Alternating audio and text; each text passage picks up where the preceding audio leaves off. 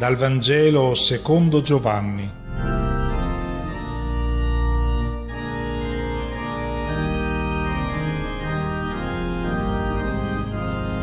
Molti dei discepoli di Gesù, dopo averlo ascoltato, dissero: «Questa parola è dura. Chi può continuare ad ascoltarla?» Siamo arrivati alla conclusione del discorso che Gesù fa nella sinagoga di Cafarnao e stranamente adesso non ci sono più i giudei, ma sono dei nuovi interlocutori, sono i discepoli. Sono coloro che hanno aderito alla proposta che Gesù ha fatto. Siamo noi. La ragione di questo cambiamento di personaggi è la crisi che sperimenta ogni discepolo quando prende coscienza di ciò che Gesù in realtà sta chiedendo, quando è posto di fronte alla richiesta che lui fa di unire la nostra vita alla sua. Cosa dicono questi discepoli? Questa parola è dura, chi può continuare ad ascoltarlo? Che cos'è questa parola dura? Il termine greco skleros indica un qualcosa contro il quale si va a sbattere e ci si fa male perché è duro, non è tenero. Se uno è distratto si sveglia quando batte contro. Bene, se la parola riguardante l'Eucarestia, ciò che comporta mangiare quel pane e bere quel vino che è il sangue di Cristo, se quella parola che abbiamo ascoltato è soffice, vuol dire che non l'abbiamo capita. La ragione della crisi, al termine del discorso che Gesù ha fatto, è la delusione che hanno provato gli ascoltatori, anche coloro che avevano seguito il Maestro. C'era stato un equivoco, erano andati dietro a lui, perché avevano capito che lui avrebbe moltiplicato, che avrebbe fatto miracoli, lo avevano cercato per il motivo sbagliato, proprio come può accadere a noi oggi. Al tempo di Gesù c'era un primo gruppo, quello di Pietro e degli altri discepoli, che lo avevano seguito per ottenere le grandezze in questo mondo. Sono stati delusi. Un secondo gruppo, le folle, lo avevano seguito per farlo re, per avere a disposizione uno che li avrebbe dispensati da lavorare perché avrebbe risolto tutto lui con miracoli. Cercavano il facitore di prodigi. Lui invece aveva indicato chi compie il prodigio. Il prodigio di far scomparire la fame nel mondo lo compie quel bambino, il quale dona tutto ciò che ha. È da lì che parte il prodigio. Lo avevano seguito Gesù per il motivo sbagliato. Pensavano che avrebbe risolto lui il problema della fame nel mondo. Lui no, indica come risolverlo. Tutti e due questi gruppi in fondo hanno visto Gesù e l'hanno seguito per avere dei vantaggi, dei favori, non per la vita dell'Eterno, ma per la vita che perisce. E la constatazione allora è amara. Molti dei discepoli se ne vanno. È troppo dura questa proposta che Gesù ha fatto e se ne vanno perché l'hanno capita benissimo. Si tratta di fidarsi o non fidarsi della sua proposta. Proviamo a verificare. Se noi oggi abbiamo fatto almeno questo primo passo, cioè quello di capire questa proposta dura che lui fa, siamo andati a sbatterci contro oppure no? Abbiamo sentito che fa male quando capiamo quello che lui ci chiede. Noi ce la caveremmo molto facilmente se riducessimo l'Eucarestia a qualche genuflessione, a rimanere a dialogare con Gesù sono cose buone. Magari rimaniamo lì per presentargli i nostri cruci, i nostri problemi e gli chiediamo di fare qualche segno, qualche grazia per risolverceli. Bene, ce la caveremo facilmente se l'Eucarestia fosse questo. E credo che ancora oggi tanti cristiani vivono nell'equivoco. pensano di servirsi di Gesù per ottenere vantaggi per la vita che perisce, quella biologica, per avere sconti sulle difficoltà di questa vita, quelle difficoltà che nel mondo si presentano a tutti. Ecco, noi pregando il Cristo presente realmente nell'Eucarestia, forse chiediamo di essere preservati da sventure, da disgrazie, da malattie. Lo possiamo fare, è una cosa molto bella che noi presentiamo a Cristo la nostra situazione e i nostri problemi. Ma l'Eucarestia è una proposta di unione sponsale, di accoglienza della sua proposta di vita in noi, un'unione che diventa un'unica vita. Ecco, se noi non facciamo questo primo passo di capire che cosa Cristo ci chiede, rimarremo delusi. È la delusione che leggo tante volte sul volto di cristiani, quando si vedono smontare certe credulonerie su cui avevano costruito la loro fede. Si aspettavano aiuti con miracoli per questa vita e adesso sentono la proposta di una vita donata, pensavano di ricevere. Invece sono invitati a donare la vita per amore. Cominciamo quindi a fare almeno questo primo passo e soprattutto direi cerchiamo anche di dire ai bambini che cosa significa realmente accostarsi a mangiare quel pane e lo capiscono molto bene. Anche a loro deve essere spiegato il vero significato del banchetto eucaristico. Altrimenti, se non capiscono questo, se lo riduciamo a un rito devozionale, non meravigliamoci se poi dopo la Cresima non li vediamo più. Si meraviglia Gesù di questa difficoltà ad accogliere la sua proposta? Sentiamo. Gesù, sapendo dentro di sé che i suoi discepoli mormoravano riguardo a questo, disse loro: «Questo vi scandalizza? E se vedeste il Figlio dell'uomo salire là dove era prima? È lo Spirito che dà la vita, la carne non giova a nulla. Le parole che io vi ho detto sono spirito e sono vita. Ma tra voi vi sono alcuni che non credono». Gesù, infatti, sapeva fin da principio chi erano quelli che non credevano e chi era colui che lo avrebbe consegnato. E diceva: «Per questo vi ho detto che nessuno può venire a me se non gli è concesso dal Padre». Noi ricordiamo che di fronte alla proposta fatta da Gesù, la reazione dei giudei è stata quella di mormorare tra di loro. Adesso quello stesso verbo mormorare è applicato ai discepoli. Gesù si rende conto in se stesso che i suoi discepoli mormorano. Cosa significa mormorare? Significa rifiutare, opporsi in un modo deciso. Quindi a questo punto sono tutti sconvolti, i giudei, le folle e adesso anche i discepoli. È la difficoltà ad accettare di essere come Lui, di donare se stessi, di sacrificarsi per gli altri, perché questo umanamente è il fallimento.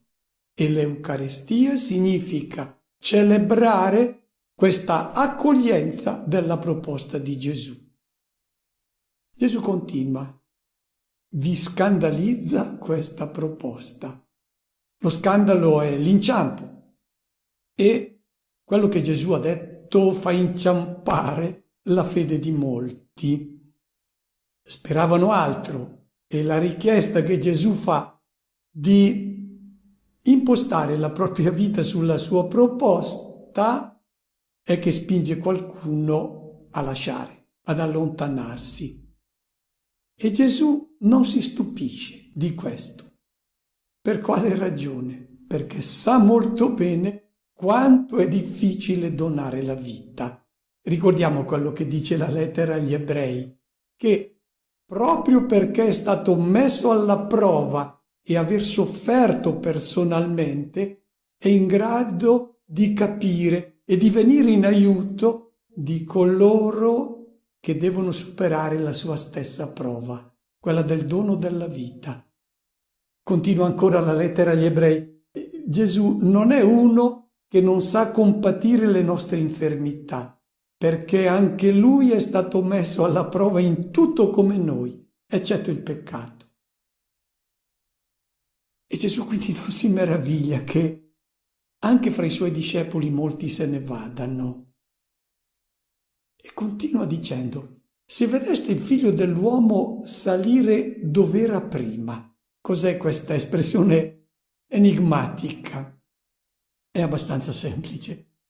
Se avete tanta difficoltà ad accettare la mia proposta, ora che sono in mezzo a voi, ora che voi avete visto una vita donata che è la mia, che cosa accadrà quando io sarò tornato al Padre? Vi sarà richiesta una fede ancora più pura. È ciò che la comunità di Roma scrive ai fratelli dispersi nel Ponto, in Galassia, nella Cappadocia, nella Bitinia, e che noi troviamo nella prima lettera di Pietro, dove, proprio per consolare questi fratelli, l'autore della lettera scrive a nome della comunità di Roma, proprio per incoraggiare questi fratelli in difficoltà, e dice: voi amate Gesù pur senza averlo visto. Eccola la fede più pura di quella dei discepoli che hanno conosciuto e incontrato Gesù. E ora, senza vederlo, voi continuate a credere in Lui, perciò esultate di gioia indicibile, gloriosa, mentre conseguite la meta della vostra fede, cioè la salvezza della vostra vita. La fede autentica che viene richiesta a noi oggi, che è più pura, è quella che non ha bisogno di verifiche, di visioni. Ricordiamo le parole rivolte dal risorto a Tommaso: perché mi hai veduto, tu hai creduto. Beati coloro che pur non avendo visto crederanno. Non perché è più faticosa questa fede, ma perché è più pura. Continua Gesù il suo discorso dicendo: colui che dà vita è lo spirito. La carne non giova nulla. Cosa intende dire? Per lasciarci coinvolgere in questa fede, i ragionamenti umani, quelli della carne, quelli che vengono dai nostri ragionamenti terreni, questi ragionamenti non servono a nulla. L'uomo, con la sua intelligenza, con tutte le sue capacità di discernere e di valutare, non arriva ad accogliere questa proposta che Gesù fa. Chi vuole comprendere la proposta evangelica deve avere un cuore aperto alla voce dello Spirito. La saggezza umana va in direzione opposta, ti gira verso l'egoismo nel pensare a te stesso, a goderti la vita. È lo Spirito, è la voce dello Spirito che ti fa capire che per raccogliere la vita dell'Eterno tu devi aderire alla proposta che ti fa Gesù. Le parole che ho detto sono spirito e vita.